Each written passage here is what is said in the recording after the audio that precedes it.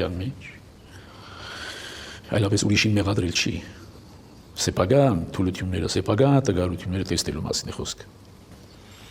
Թե ինչու ենք մենք հասել այս թշվառության, մեր համազգային ողբերգությունները եւ մեր համազգային բացթողումների, սխալների, մեղանջումների, հակաքրիստոնեական ընթացքի պատճառով,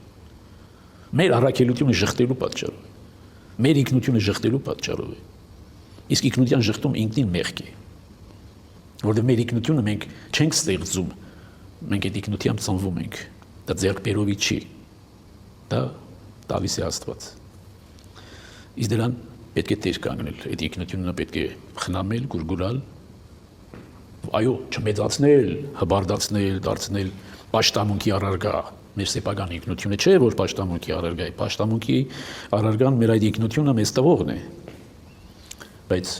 եւ այնպես ինքնության նկատմամբ հանցագործություն պետք չի գործել։ Իսկ մենք մնայուն կերպով մեր քրիստոնեական ինքնության նկատմամբ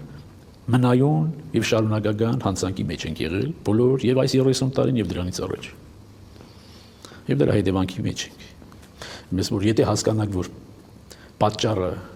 նաև այդ քրիստոնեական արժեքներից հեռանալն է, քրիստոնեական ինքնության շղթումն է, որին կարելի է վերադառնալ համազգային ապաշխարությամբ, երբեք էլ ուշ չի կանգնել համազգային ապաշխարության ճանապարհին։